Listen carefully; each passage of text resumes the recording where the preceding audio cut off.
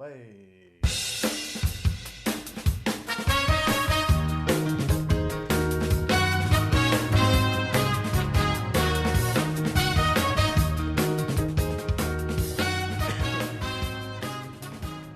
And welcome back to the Constitutionals Podcast. I'm your host, Chad White.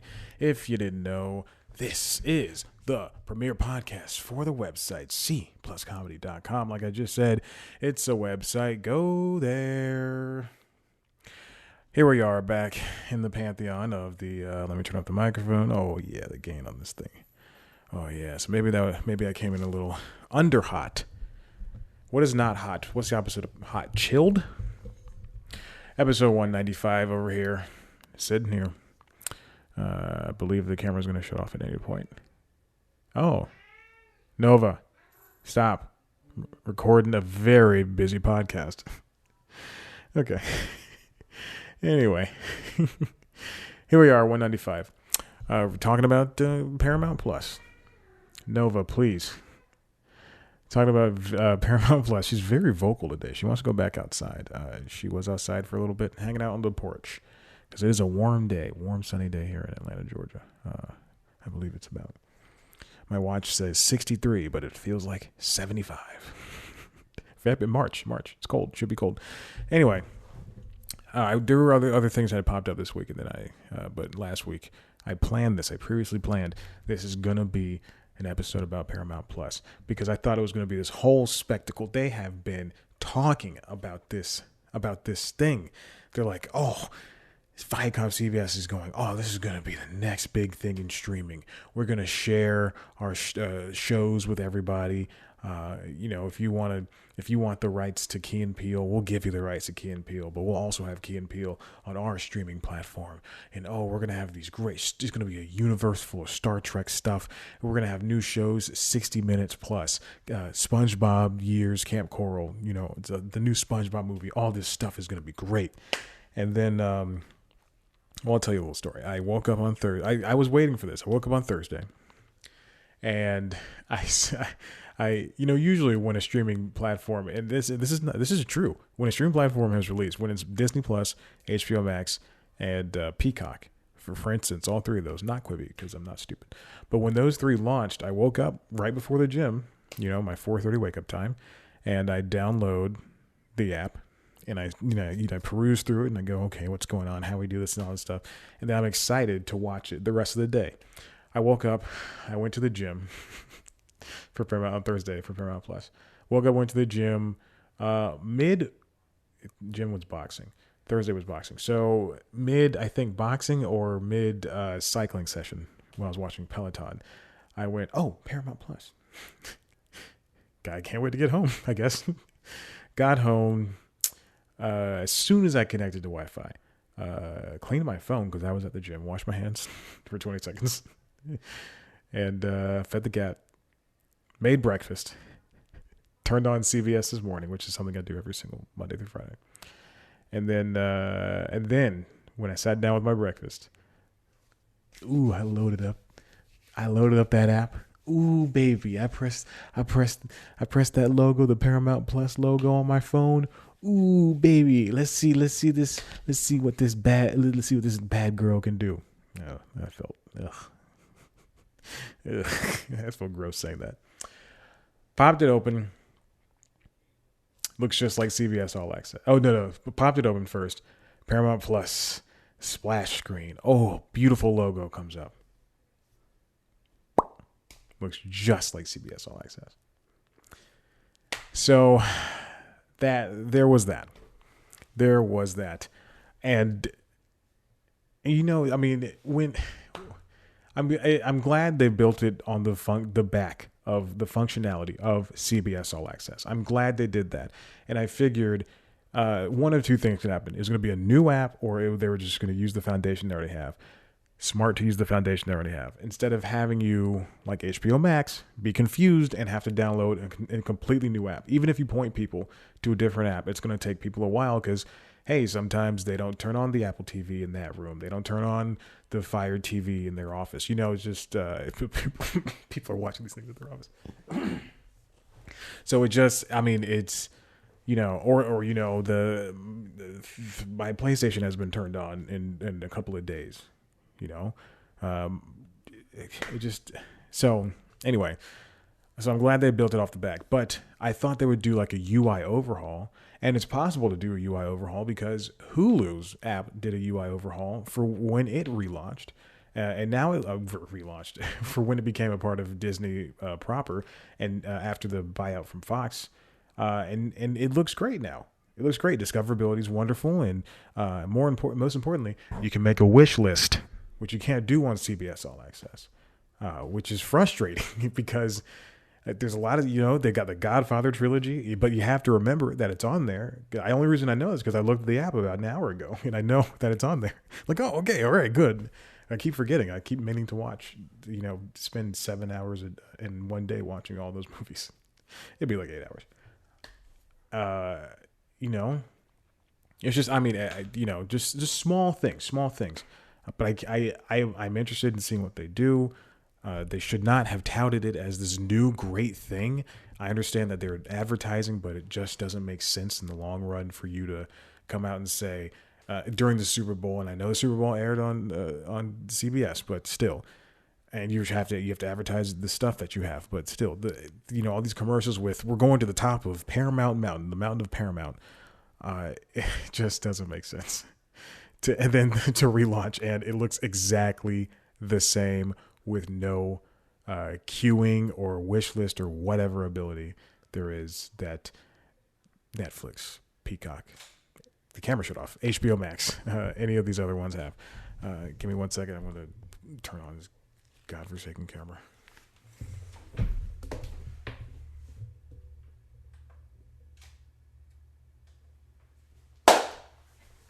Maybe one day, maybe just for a little bit, this show will be without video. Anyway, so I'm enjoying my time, obviously, with it. This episode, again, is going to be all about Paramount Plus. So let's get to this. I bought a new mouse.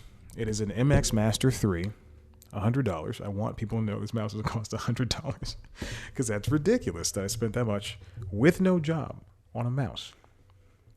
But my other mouse was a Logitech gaming mouse, and it had a notable clicking issue where one click would double click and no clicks would double click. So I finally, after putting up with that for the better half of a year, I finally just said, you know what, I gotta get this mouse. It is the best productivity mouse. I've been looking at it for about a year myself. Oh, Jesus, I just clicked on something. Works with Bluetooth, already hooked it up to everything that needs to be hooked up to. But it is not good for gaming because I've tried. And believe it or not, this 6-year-old Lenovo Yoga 900 can still play a game because it is, in fact, a Core i7. Let's get to this. 7 minutes in. 7 minutes in. This comes from the Wrap. Paramount Plus ad-supported subscription will cost less than CBS All Access, written by Tim Basinger. No relation. So we know how much CBS All Access cost. It was $6. $6 for your access to CBS All Access, and that includes local CBS affiliate. No, that does not include. You have to sign in with your TV provider. And then there's a $10 a month one without ads, and the first one was with ads. But now the cheaper version of Paramount Plus is going to be $5, which is a great entry price for a streaming platform. And then $10 for the commercial free. But there's a catch. The ad-supported one will be it'll no longer give you a live feed of CBS stations. And now, that's only for the premium tier. And then you don't have to sign up with your TV provider. So I was wrong. So then why not sign in with YouTube TV? Crazy. And then that $5 tier will be available in May. But for now, you can only get commercial free, which is interesting because it's the same thing that HBO Max. That's the same the same thing that HBO Max is doing. They're going to do. Warner Media is planning an ad-supported tier at a later date, probably later in 2021, probably in the summer. So There's going to be a cheaper way to watch HBO Max stuff. There's going to be a cheaper way to watch. It's interesting how you see these streaming platforms launch and they become these big things, and people have Disney Plus hit subscriber count. It thought it was going to hit in 5 years. It hits it in 2 years. And Netflix is raising prices seemingly every single year, and we know these price hikes are coming. But it just doesn't matter because people like me will still pay to watch all the TV possible. I will not pay for Discovery Plus. You will not get me. I don't watch reality TV, baby, except for Survivor and Amazing Race. So we have we've got this new tier coming, and that's going to be that's a great entry point because Disney Plus is $7, and at some point it's going to be $8, and then Peacock is $8. But people love Disney, so I don't think we should give that. We should say like, hey, this is comparable. I think the camera just shut off again. Maybe this is just going to be an audio podcast for now. Moving on. The movie strategy is for Paramount Plus is for the streaming era. This comes from Variety, written by Brett Lang, Cynthia Littleton. ViacomCBS overhauls film strategy with new theatrical windows and epics pack. So we know that Universal last year, at the start of the pandemic, it said, "Hey, Trolls World Tour, we're gonna release that movie on streaming because the movie theaters weren't open. We're gonna release it on streaming."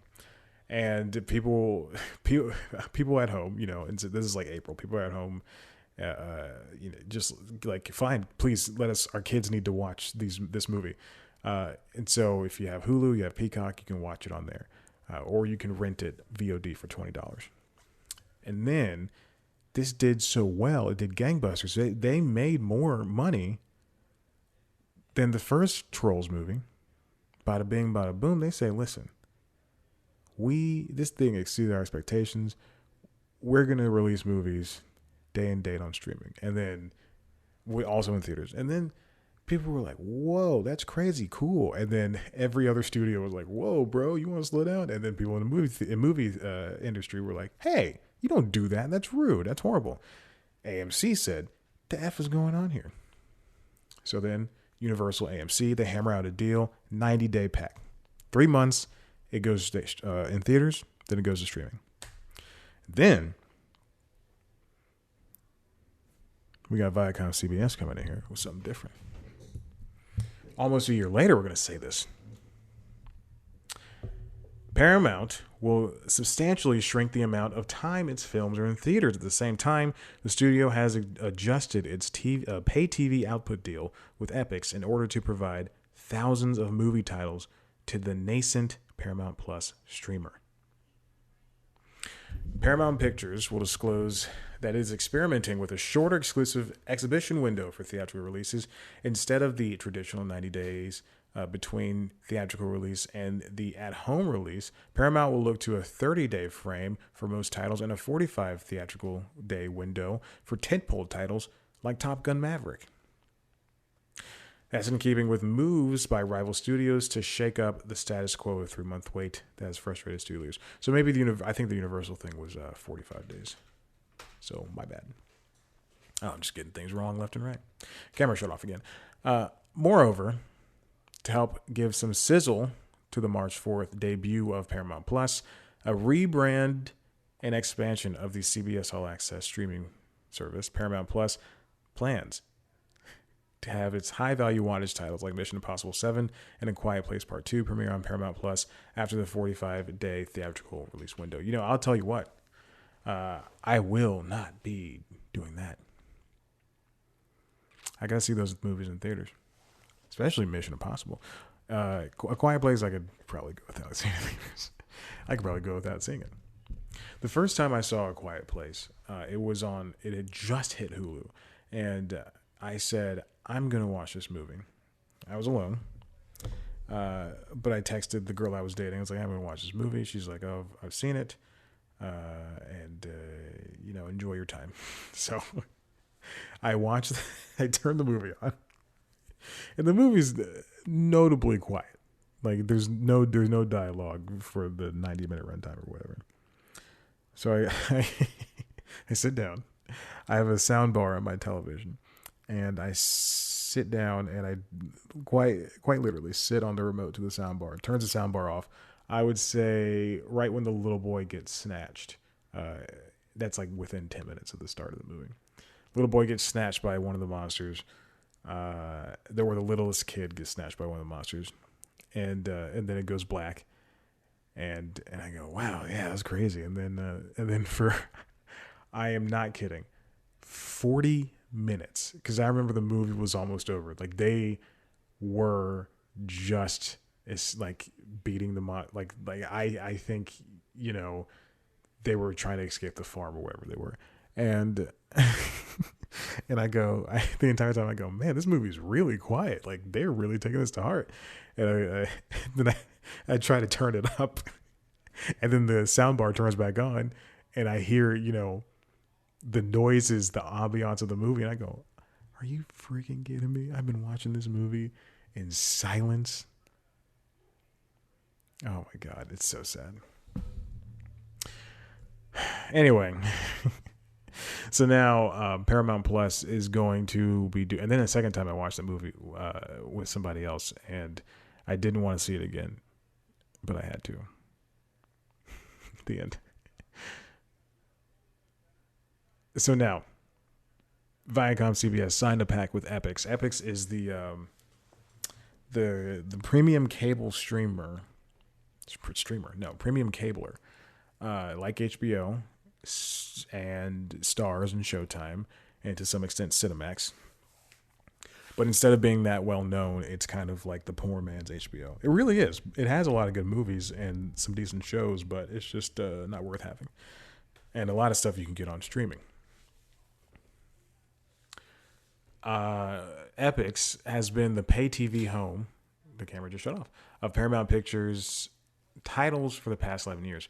ViacomCBS has extended its Epix pact by 1 year, covering theatrical titles released through the end of 2023.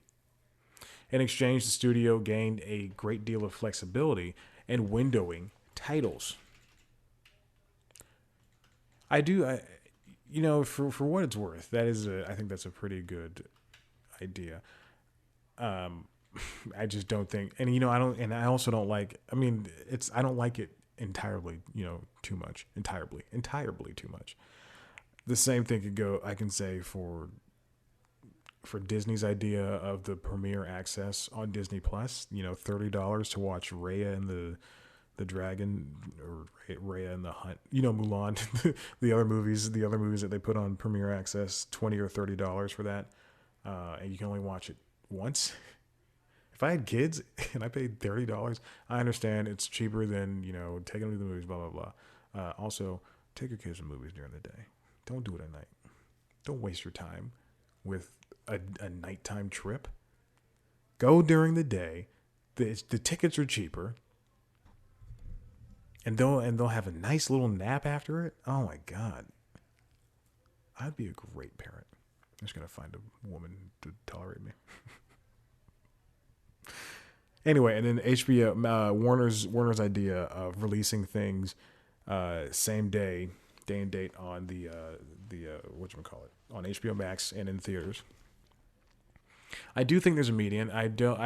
Shortening the release window is fine enough. And in some cases, as much as I stand with the movie theaters, I think that they need to loosen up when it comes to restrictions with airing. I think AMC needs to go to, I think at some point Netflix is going to buy not a theater chain, but they're going to buy theaters themselves in New York and Chicago and LA and Denver and Austin,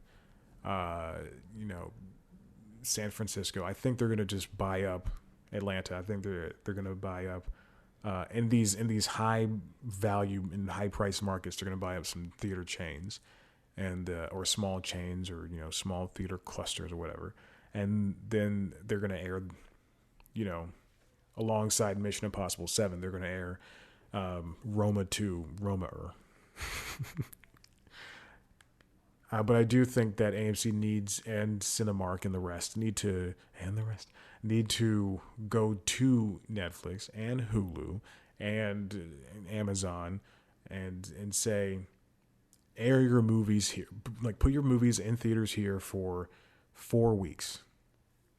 Because there are people that cancel Prime and they cancel Hulu and they cancel Netflix and they cancel, whatever streamer because The Mandalorian's not on anymore, So cancel Disney Plus. You don't need it if you don't watch anything else on there. All right. Oh, we're just going to blaze on through this episode. No breaks because that camera is going to turn off again. But you know what I will do? If you are watching the video, at this point, I am going to turn on the camera. The camera for the laptop camera. Oh, baby. This is going to be good. It's fine. Just do this live.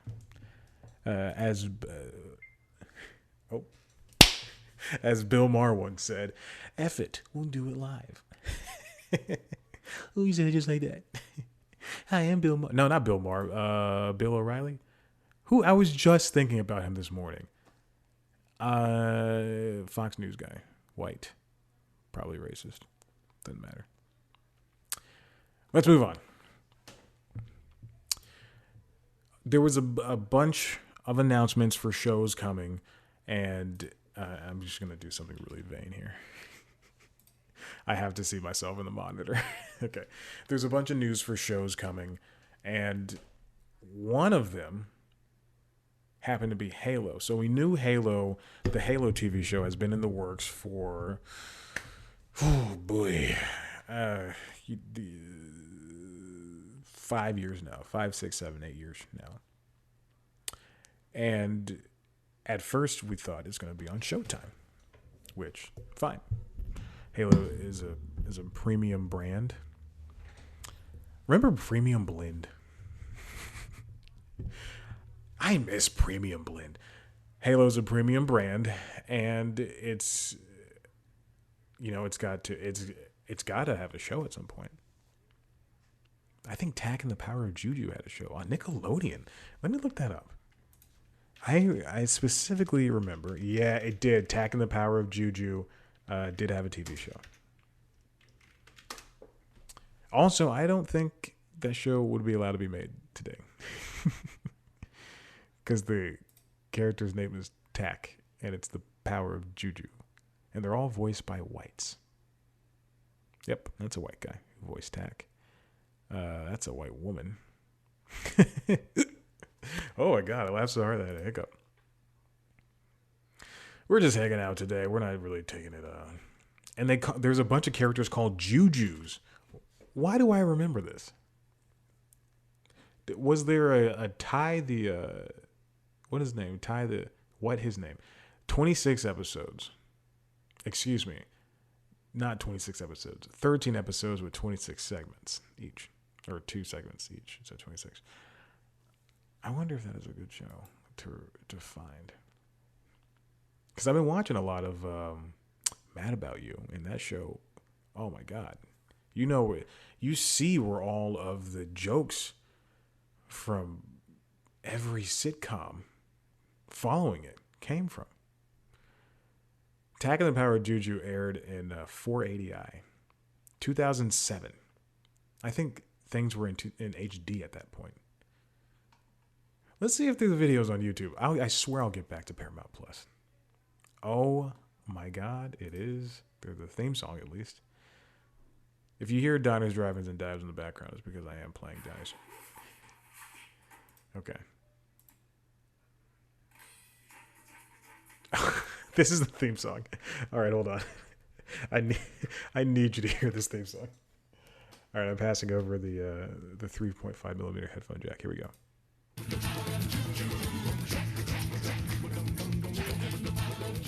That's the theme song. That doesn't sound like you should be playing that at all. Okay, and then there's something else. Okay, anyway, all right. I'm sorry. We got sidetracked. Hey, listen. When you don't have a job, you're just hanging out. That's what's going on. Oop, let me just get the light. Okay, so let's go on. The Halo TV series is in fact coming. It's not going to be on Showtime anymore. It's going to be on Paramount Plus.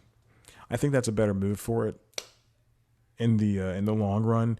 But I do think, I don't know. I mean, having Showtime needs to have a prestige sci-fi drama like that. Because HBO has had a bunch. American Gods is on Stars, and it's for what it's worth, that show.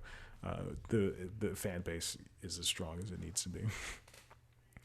But this Halo thing is coming. Paulo Schreiber is still going to play Master Chief. Bokeem Woodbine's going to be in it.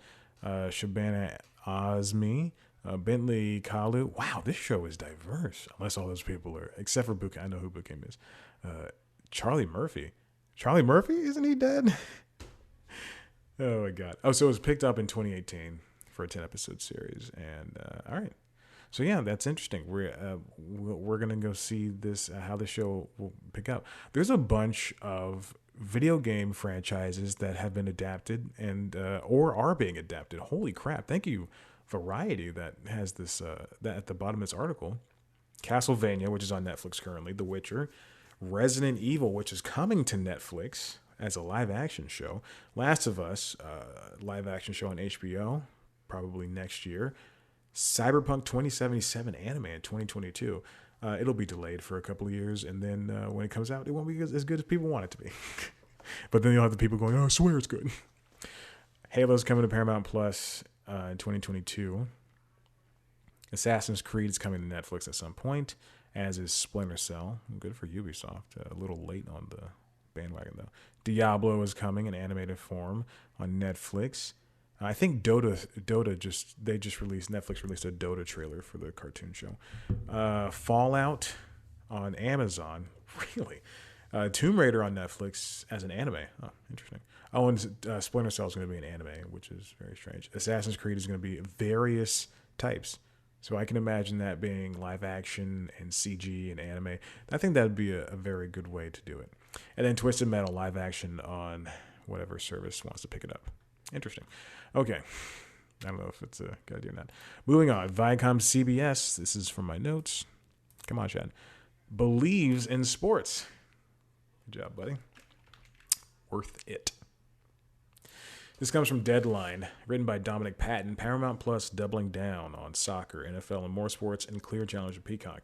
Now, before I get to the NFL thing, it was announced that Amazon is looking to set a new pact with the NFL for exclusive games. So as it stands right now, Amazon is airing Thursday night, Saturday night games, and a couple of Monday nights, I believe. I know it's doing multiple nights. Anyway, so just say, safely. Thursday night and Saturday night games, like the ones across the pond. Studio. Here's a turn to get rough now. So it's airing those games, and so it's trying to get more exclusive games rather. So maybe Thursday night games instead of being on. Oh no, Thursday night football is owned by NBC. So maybe a couple of Saturday night games are going to be just for Amazon, and you have to have Amazon to watch it. And I don't know how that pact worked. Is going to work for, or maybe some Sunday games where there's too many games in one market. If you're like in a market like I don't know, let's say Atlanta. Maybe you can get a New Orleans game at the same time you get a Falcons game, and maybe instead of having that game, the New Orleans game be optioned over here, it'll just go straight to Amazon. I'm just throwing out stuff. So they're really doubling down on soccer, which soccer has a big following also. But there's a lot to schedule there, as seen with Peacock, which did have trouble during the pandemic because they had all this time, and so games were able to be spaced out. But now, if games can be played, together and simultaneously, then CBS can get, while Peacock has Premier League games, then CBS can get an American League. I don't know, soccer. But sports it's very valuable for streaming. Period. For television. Period. They're gonna double down on soccer, football, American football. Oh God, and all that stuff. So that's fun. Moving on.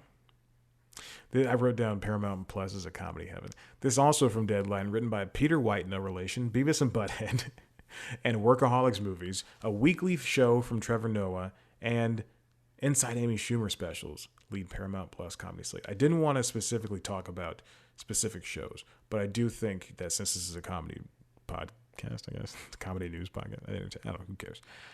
Whatever this is, because this is a comedy website, I want to talk about the comedy stuff. So so we know that there's going to be another Beavis and Butthead movie. But we also learned that there's going to be a Workaholics movie coming from the Workaholics guys. So hopefully we get to see Blake, Adam, and Durs do some great stuff. This is going to sound just so stupid. I really enjoyed the Game On movie they did for Netflix. It's not, the hell is that? It's not, quote unquote good, but I had a lot of fun, and there's a lot of funny moments in there. And truth be told, if I can watch a comedy and go, there's this last Friday, the Tom and Jerry movie, when that came out, I was so excited, like unbelievably excited, because I like Tom and Jerry. I'd watched every single episode when I was a child on Cartoon Network, and then Boomerang. Although I was watching Comedy Central when I was a child. Comedy Central airing repeats of Death to Smoochie, which I thought was a movie about Barney, or like a Barney-like character, and it technically kind of is, but I thought it was like a kid's movie, and I watched it. And My Cousin Vinny. So that's how. So those are like a couple of the two first adult movies I ever saw. Grow up as a latchkey kid, and you'll see. You just watch whatever. Have a TV in your room. Anyway, so we've got a Beavis and Butthead movie, and then we have a new show from Trevor Noah, aptly titled The Weekly Show. And they say it's a working title, but I hope they keep that, because that is such a smart title to have accompanying The Daily Show. And I wonder how that show would go. I know it'd probably air on Fridays. Anyway, let me get back to Tom and Jerry. Hold on. Tom and Jerry, I watched it. It was not as good as I wanted it to be. Quite frankly, I was bored. It's a very long movie, and you can't make a Tom and Jerry movie about Tom and Jerry because they don't talk. And thank Christ that they did not talk in this movie, because in the first movie they did talk, the animated version. But this one they didn't talk. So I would just say, the movie's 100 minutes long. There's about 30 minutes of Tom and Jerry sprinkled throughout, because it's Chloe Grace Moretz. She's the main character, and Colin Jost, and the rest, and every other human gets. While they don't get billing, but like they don't. Tom and Jerry are in the credits as Tom the cat, Tom D cat, and Jerry A mouse, which I think is hilarious. That's so funny. But there's animated characters walking around, and it should have been more fun than it was. I really think that if you're going to do a movie like that, they should hire me. Give me the script. Like, after somebody writes it, give me the script. Give me additional writing credits. I'll do it. I'll freaking add jokes to that thing, and I'll tell people I did. I'm like, yeah, that's my joke. That's my joke. But this thing should have been better. But I'm glad it did well. It's the best performing movie of the pandemic. That and Wonder Woman. Both movies that people did not like, but I enjoyed Wonder Woman quite a bit. And as soon as it hits HBO Max again, I'm probably going to watch it again. because no one has to die at the end of these things. Jesus. Although I am sick of superhero stuff. Flash came back on. I promise I'll get back to to Paramount Plus. Flash came back this week, and I had no idea. It was 7:55, I think, on Tuesday night, and I watched like an episode of Mad About You or something. Then I turned on YouTube TV, and so I was scrolling. I was channel surfing. I was scrolling through the guide, and then I see the Flash, and I go, "What is the Flash back?" And I immediately Google, and the Flash is back, and I go, "Oh my God!" So I turn it on, and I did not have a good time. I sat there looking at my phone most of the time. Oh my God, I'm just done with superhero stuff. Although I did like Stargirl, for more reason than one. Shut up. So we got the weekly show coming, the Beavis and Butthead movie, and then Inside Amy Schumer, which technically wasn't canceled, and Amy just took a break from it. And then we also have a Reno 911 special called The Hunt for QAnon. So that's going to be interesting to see. Does the world want to see more Beavis and Butthead? I'll answer for the world. No. And then Deadline has a good Paramount Plus landing pad with a bunch of stuff. iCarly's coming back.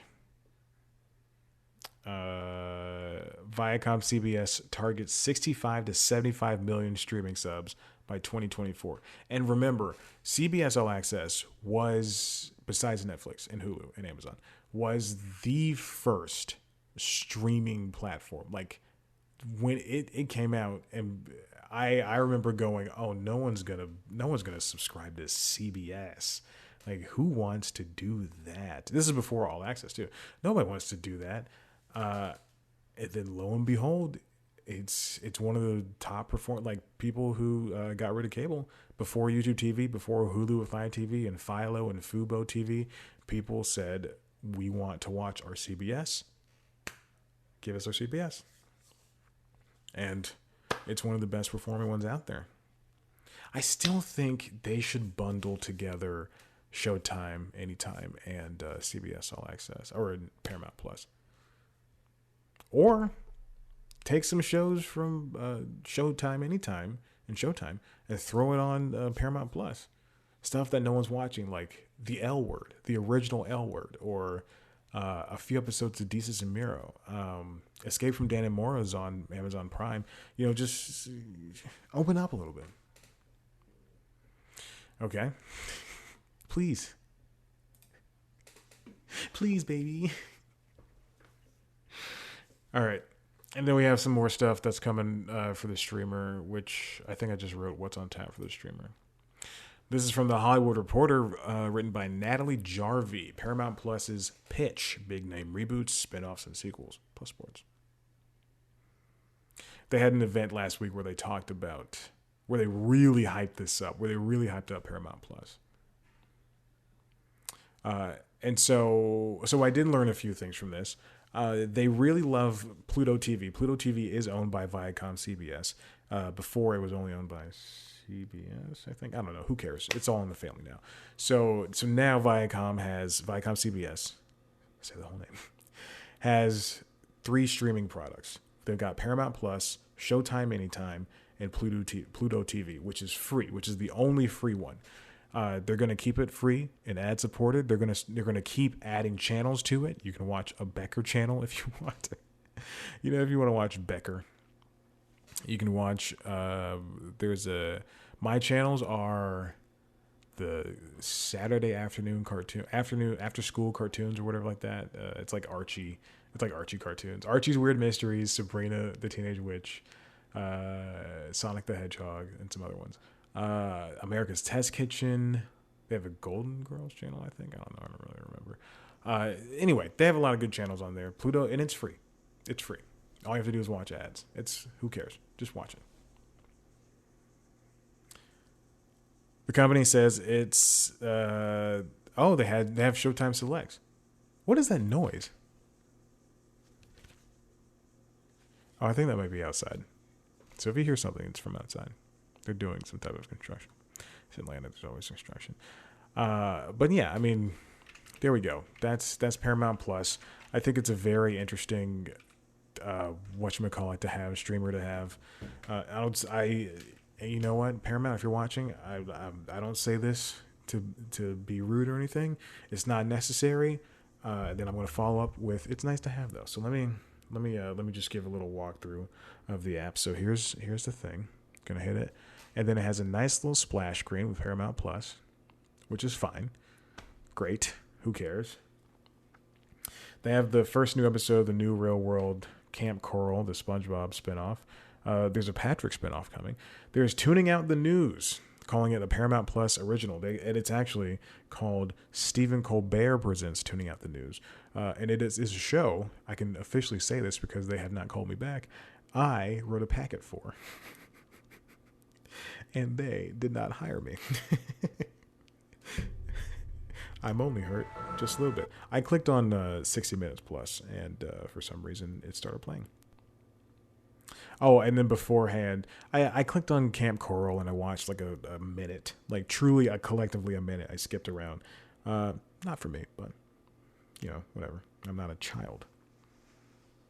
And the emphasis also is also on live shows. So right now, they have an on now section. They only have 4 channels on their live on their live schedule. On the next, people. Oh, God. The ground for 8. That's embarrassing. But this whole show is embarrassing. And again, the emphasis, like Disney and like HBO Max, is on brands. They really want you to know their brand. That's why they renamed it Paramount Plus. I still think they should have kept it CBS All Access. If you're going to rename it Paramount Plus, redo the app. But there we go. That's the whole rundown of Paramount Plus. It's going to be, I don't know. I think people subscribe to it for the CBS, speaking of brands, for the name of CBS, because they want to get that channel, their local channel. They want to get and all the shows that they love on CBS. Mom. The rest. I watch one show on there, Bob Hart's Abishola, and I love that show to death. It's a very funny show. Sometimes the unicorn, but but not all the time. But it's great. Paramount Plus, $10 right now, $5 in the future for ads. There you go. Listen, if you like what you heard here, head to the website, cpluscomedy.com, where you can see me interview comedians sometimes. If you want to see a video version of this show, if you want to see my camera shut off and then me throw up a prepared template that says the Constitutionals will be right back. And then if you want to see me get up in the middle of the show and press record on the camera again. And then if you want to see the camera shut off again, and then if you want to see a webcam video of this show, no joke, I looked at webcams before this because I thought somehow I got to record this show. So if you want to do all that, youtube.com/C+comedy. You can see a 40-minute version of this video form. Also on youtube.com/C+comedy is our premiere show, News Time, which this week, again late, but very, very good. So funny. Oh, just one of the best episodes I've done all year. And I've only done 6, 7, 8, something like that. This week's episode is about the Golden Globes and the HFPA, Hollywood Foreign Press Association, and how this organization, which has representatives from every race, doesn't have any black people, any black journalists in it. So there we go. It's a very funny episode. When I say it's a good episode, it's a good episode. When I don't say, it's not. youtube.com/C+comedy. Twitter, Instagram @C+comedy. Me on Twitter and Instagram @ChadBlackWhite. Like us on Facebook. Thank you so much for listening. Rate, review, subscribe. Tell your friends about this. There's a good contingent listening to the show for some reason, or not listening. Maybe they subscribed and then they said, "I'm done." I'm done listening to this. I don't know why you would. There's, I think, something like 1 million. When Conan joined, there was 750,000 or 850,000 podcasts, something like that. And then this past December, I think there were like 900 some thousand. So let's just say 1 million. There's 1 million podcasts out there, and you chose to subscribe and listen to this one. I don't know why you would, but I don't ask for money in return. So, do it. Listen, it's free. All right, I'm going. Bye. Goodbye. Bye now.